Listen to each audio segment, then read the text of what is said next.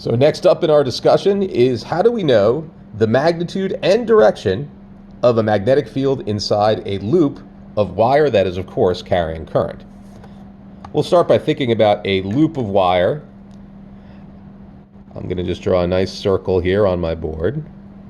And without worrying too much about the details, like where the battery is and where the potential difference comes from, we're just going to assume that there is a current flowing in this wire, and for the sake of argument, I'll make that current clockwise in our picture. So current is just flowing around here. If you wanted to imagine a battery anywhere along the way, you could, but we don't really need that for this discussion. Now, every bit of current that is traveling around this wire, or every bit of charge that is traveling around this wire, and therefore creating the current, is itself creating a magnetic field.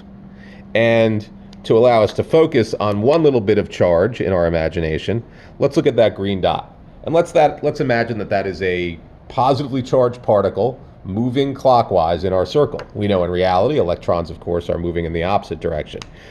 That green dot has a velocity in this direction at the moment we see it.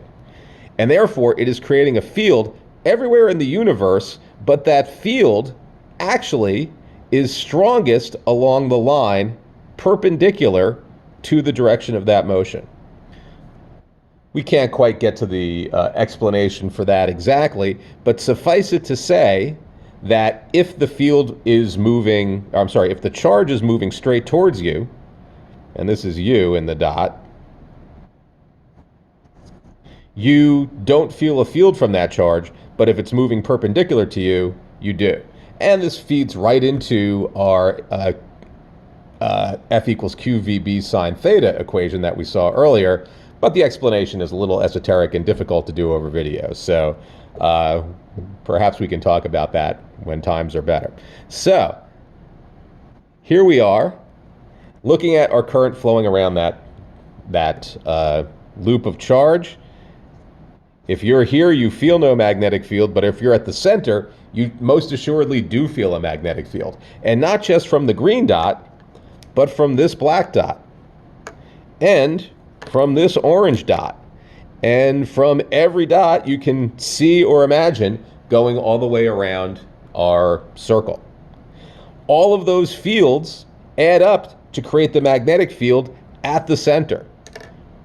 Well, we can think about the direction of that magnetic field, and let's do it right now. The current in the wire, down here where I drew the green dot, is pointed towards you. That little, kind of looks like a bear. I don't think you look just like a bear, actually. And if I were to grab the wire with my thumb pointed in that direction, we notice that inside the loop, my fingers go into the board. Outside the loop, my fingers come out of the board. So that works great for point C. In here, field is into the board. Out there, field is out of the board. But how about over here, where this black dot is? And I'll highlight the dot I'm referring to. Over here, the current is tangent to the loop. That's that way. And if I were to grab the loop at that location, then inside the loop, my fingers would be going into the board. Outside, my fingers would be coming out of the board. So I hope we can see that at those two locations we get the same result. If you don't believe me, try every other location on the loop, and I think you will find that whichever way your thumb is pointing, you'll still get a field into the board outside the loop, because your thumb will ultimately always be pointing clockwise. Okay, let's take a little pause so I can reset the stage. And we're back, and we can see that I've got the loop redrawn with the center marked and the radius. And we're going to ask ourselves, what factors determine how great the magnitude of the magnetic field is at the center of that loop? Well, one factor, I hope, is crystal clear: the size of the current.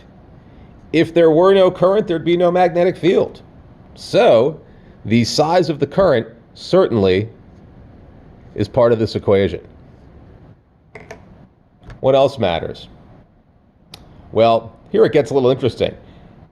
The radius of the loop certainly ought to matter, but should it matter as an inverse of r squared, or inverse of r, or maybe some other configuration? We could argue a few different ways.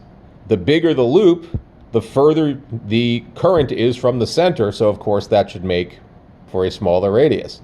For a smaller magnetic field. On the other hand, the bigger the loop, the more wire there is, and therefore the more current there is to create more magnetic field. Well, as it turns out, these things balance out in such a way that it is the inverse of R. But of course, we know that there's no way B equals I over R. We need to introduce another factor into this equation. And of course, that other factor is our new friend, the permeability of free space, mu naught, or 4 pi times 10 to the negative 7. You tell me, what are the units of mu naught? Everyone say it aloud while the pause button is hit. Excellent. Mu naught has the units Tesla meters per ampere. As it turns out, and you'll see in your book, there's another factor in this equation, but of course, that factor must be unitless because it works out perfectly right now. We'd hate to mess that up.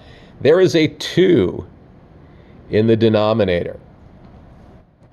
And there is yet another aspect that we can add to this equation, which is if I have multiple loops, for every loop that I have, meaning a wire goes around once and then goes around again and then goes around again, for every loop that I have, at that center, there's that much more magnetic field than with just a single loop. So we can put what your textbook uses capital N for, where N is the number of loops. So B is equal to mu naught I times the number of loops divided by 2R. That is the magnetic field at the center of our circle.